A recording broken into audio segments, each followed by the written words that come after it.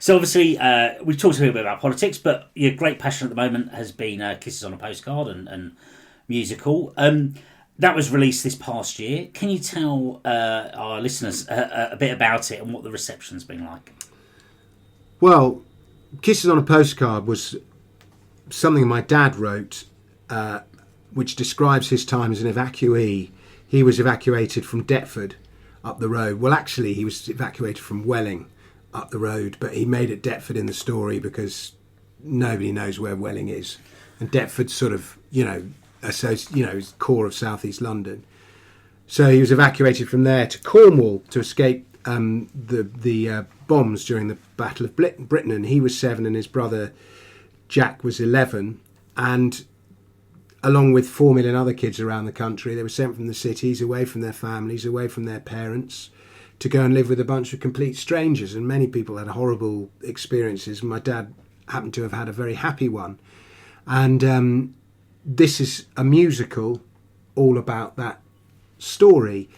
And he made it, and then he died he wrote it, and then he died.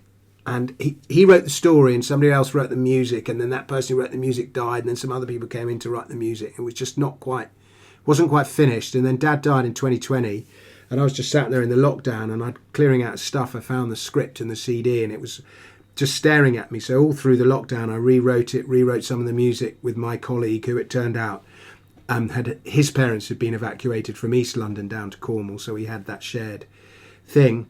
And we produced this musical called Kisses on a Postcard, which I think is as good a musical as Oliver or The Sound of Music or any of those great musicals with kids. It's got great songs, it's a powerful story, it makes you laugh, it makes you cry, and it's about an extraordinary episode in British history.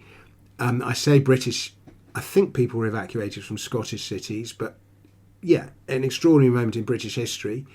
And it's a very, very English story. I say English and Welsh because the family that took them in were Welsh, and they were based, even though they were based down in Cornwall. I've produced it, but it's a new format because when you think of musicals, you normally think of going to the cinema and watching one in the cinema or watching one on stage. It's, even though musicals are audio, they're not an audio thing, whereas this is an audio only musical that we've produced, and it's cost me an absolute fortune. We've got a brilliant cast, we've got an orchestra of 15, it was recorded in Abbey Road, all these amazing things, but it's been hard to get people to listen. But when they do listen, the emails I get are incredible. People just how moved they were by the whole thing. And so it's what's called it's a slow burner. I produced it, I put it up there, and then nobody was interested, so I just left it for 6 months, and then I did a bit of PR over the last couple of months, did a few podcasts, and then suddenly people started listening to it, and now the thing's sort of bubbling a little bit. But yeah, it's free, so if anyone's listening, Kisses on a Postcard, just get it via Apple Podcasts or whatever your podcast app is. And if you're old school, you can buy a CD from kissesonapostcard.com. But it's 4.5 hours long. It's like an audio book. It's in like half-hour episodes. And it is the best thing probably that I've ever done in my life. And it'll probably be the best thing I ever do in my life. And it's become a life's mission to get this thing on. And I'm very proud of it. And I hope your listeners listen to it. And I won't say any more than that. No, I'd say, to echo some of that, though, I'm perhaps not one of nature's most obvious musical watchers or listeners, and I've listened to it, and it is incredibly engaging, and I'll be honest, perhaps more so than I expected, just because I didn't think it would be my genre, but it really is good, and there's it's a great story. There's a great bit of history as well, which is nice to see, and of course it ties in for me. Like millions of others, my mum was evacuated from Thornton Heath. To dodge the Luftwaffe I mentioned earlier. Where was she? Where was she? She was at various times in Guildford and South Wales, and there was a period near Red Hill. Okay. So some of it not far and some of it quite a long way. And my dad up in High Wycombe had evacuees stay with him, separately, with his family, and it's it's funny, you've got this published, but it's a bit of history you don't hear a lot about. I don't know if you've got any thoughts on maybe why that is. It's not a well-covered Well, apparently story. they do teach the story of the vackies in the schools, but I only learnt about it from my dad. I never learnt about it when I was at school. And it's the biggest mass movement of people in our country's history. It's just an amazing story, and it had incredible effects on families around the country, good and bad. And, to mobilise that many people then, and the idea of, just sticking your kids on a train with a label with their name on, a gas mask and some sandwiches, and not knowing where they're going, who'd be taking them in, how long they'd be gone for, whether you'd ever see them again. There were kids who were put on the train, they never saw their parents again. And similarly, there were parents who never saw their kids again. So, goodness, and I don't know if that could happen today. Because we're so much less unified as a country than we were then. Trust in the state's totally gone, and there's the whole. We were much more monocultural in those days, and so there was more trust between people, whereas now we're much more multicultural, and so you've got different people from different cultures taking different kids if that were to happen now, and sometimes some people would be happy to do it and other people wouldn't. And it's just an incredible story, and this is an incredible story anyway, but the episode is incredible as well. Yeah, I think the only sort of time, and I could be wrong about this, that I've ever seen anything to do with evacuees in film or what have you was it Bed Knobs and Broomsticks? Yes, Bed Knobs and Broomsticks, and also there was a film called Hope and Glory. It was quite big when it was probably late 80s, mid to late 80s, and there was another film called I've forgotten what it was called. It'll come back to me. There was another story, but this is better than all of them.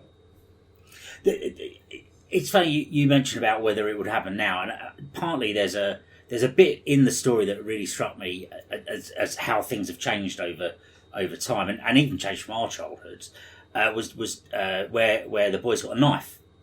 And now when I was a kid, I was a scout and a cub, and we had knives, we had axes, we had saws, and almost by the time you were of an age where you were out with lads, at late teens or what have you, where, we talked about knife crime earlier, there's a lot of knife crime, I was completely bored of things like that. If someone got out a knife or an axe, to me that meant I would be making kindling or fashioning a peg or something like that, and obviously that's something that was true from our childhood to back to the war, and has completely changed today. And this was a miniature. That's certainly true. And the kids were literally, they would open the door. There was no cars, and so they'd just be sent to go out in the woods to play. One of them died. I didn't actually tell that story in the show, but one of Dad's friends died in the river. He got caught. Right, okay. We made it. I adapted that bit a little bit, so one of them got caught in the river, but he got saved. But in his actual life, one of the kids just drowned in the river. Wow. And they'd be sent off to the woods. They were all fighting each other all the time. They were in fights. But Dad says, I don't know how bad the fights were, and he bought a miniature sheath knife, but that would have been for, as you say, chopping bits of wood, making a fire, just, boys having adventures in the woods kind of stuff. It would not have been these huge, great machete, technologically advanced, hardened steel, knives that they have now. And I imagine the knife would have just been a few inches long and probably not that sharp. And they had much fewer clothes as well. They didn't have warm clothes like we have today, and the boys would just be in their shorts. Right up until probably they were 13 or 14, they would have just been in shorts, one pair of boots, and summer or winter, but Dad, you get a sense of the smells and the, they went on a big mission to steal the neighbours' gooseberries was one big episode in the show, and now we just go out in the sweet shop. So, with that, what perhaps was your favourite part of the story? Is there anything that you think captures the essence of your father or indeed your uncle? Well, we were lost, both my uncle and my dad, in the last few years. But maybe I'll tell you one little story from the show, and which is why it's called Kisses on a Postcard.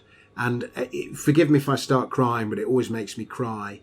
But then when I've told this story and we come to the end of the show, maybe I'll give you one song and just you can play the show out on that one song, because if nothing else, the music's beautiful. But the reason it's called Kisses on a Postcard is so we're in 1940 and the last soldiers is just coming back from Dunkirk, the evacuation of Dunkirk, and they know that Germany's about to bomb Britain, the Battle of Britain's about to begin. And so the decision has been taken that they're going to evacuate all the kids from the cities to the countryside. And we've already mentioned this, how difficult this must have been for parents. Didn't know where they were going, how long they'd be going for, who'd be taking them in, nothing. And Dad's mum, my grandmother, turned it into a huge adventure for them. And so on the day they were saying goodbye, and they've got the gas mask around their neck and their sandwiches and their change of clothes, and she's about to walk them down to the station and stick them on the train, she gives them a postcard. And it says on the postcard, "Dear Mum and Dad, arrive safe and well, love Jack and Terry." And she turns, in order to make it into an adventure for them, she gave them this secret code that only they would know about. And she goes, "You know how to write kisses?" And they say, "Yeah," with a cross. And she says, "You write the address of wherever you go, wherever you end up, you stay together. And when you get there," and they're going, where? And she's going, "There, wherever it is. You write the address of where you end up. You put 1 kiss if it's horrible. You put 2 kisses if it's okay. And you put 3 kisses if it's nice." So that's the code, 1, 2 or 3 kisses.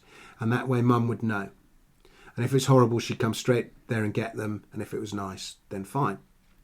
So anyway, they walk down to the station. They've got their postcard, their pre-written postcard. They're put on a train. The train goes all the way across London, then all the way out through Surrey, Wiltshire, across the south of England. And it ends up in Liskeard in Cornwall, a tiny village in Cornwall. They're taken off the train. They're all put in buses. The buses fan out into various little villages close to Liskeard. And Dad and about 50 of his mates from school end up in the village hall in this tiny village called Dobwalls, and they're just herded into the middle of the village hall. Locals have all got these strange Cornish accents. Nobody's heard a Cornish accent before. They're all dressed strangely. Even the smell, the country air, everything smells different. The sights, the sounds, the smells, and they're herded into the village hall, and then the locals have to come and pick them out of the village hall like cattle. Dad used to call it the cattle market. And the expression was, "I'll take that one there." That became the expression across the country. "I'll have that one there." And people would come up to Dad and say, "I'll have him," and he'd say, "I have to be with my brother." And eventually they were picked out by this Welsh couple he was now a plate layer on the Great Western Railway. He'd been a soldier in World War One, and he was the only soldier that came back to his village. And because of the way they looked at his wife, everyone in the village, they ended up having to leave the village. Imagine that, being the only young man who comes back to your village. Anyway, he was a massive socialist in that sort of old school. Ernest Bevin was a real hero of his, hated Tories, hated Churchill, he was a libertarian, but he didn't know it. Socialist libertarian, that left-wing libertarian, Corbyn. But, one of the lines he said is, never, never, never, never, never trust your leaders. Churchill's a hero, Montgomery's a hero, where's our son Gwyn? Their son Gwyn died in action. But anyway, Dad and his brother are picked out by this couple. They're taken back to their house. It's a tiny little railway cottage. There's a railway line at the end of their cottage because he worked on the railways, so he was given one of the railway cottages. There's no electricity, only oil lamps. There's a cat asleep by the fire. There's a canary in a cage. They don't have their own bed. They've got a top and tail. They've got this son Gwyn, who's this funny character, hasn't died yet. There's a pig outside, asleep in the backyard. Chickens outside their door. They've got the railway, the woods to explore, rivers to dam, hills to climb, all of it. And Dad and his brother thought they died and gone to heaven. They absolutely liked it. And so at the end of the first night, they're on their own in the bedroom with a candlelight, and they have to decide how many kisses to put on the postcard. And in the end, they ringed the card with kisses. They just circled the whole postcard with kisses and sent it home the next day. And so that's why it's called Kisses on a Postcard. But the story describes the whole of World War II, from the evacuation of Dunkirk to the turning point with Rommel, the arrival of the American soldiers, and eventually the victory. But through the eyes of this little Cornish village and the ups and downs of the Cornish village. So the village gets bombed at one point. Plymouth gets bombed, and they were caught in Plymouth. There's all the goings on between the Vackies and the local kids, the arrival of the American soldiers. The regiment that was billeted on this village was all a bunch of black guys from Louisiana. It's one of the few black regiments, and then one of the local girls gets pregnant, and all this stuff. So it's just an amazing story. And I'm just thinking which song to play you. I'm going to play you this song. Is the song that is played. I mentioned before, when they go and invade the next door neighbour, the old lady who next door, they go and raid her gooseberry bushes, and then they get caught and they have to go and apologise and offer to help her out. And this is an old folk song that we adapted, that's sung about the old lady who lives next door, and it's sung by a girl called Daisy Mortimer, who is from just up the road in Dulwich.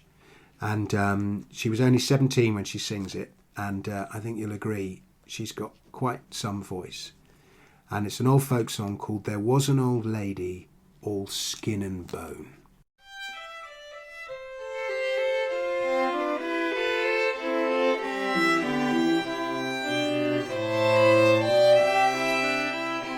There was a lady, all skin and bone.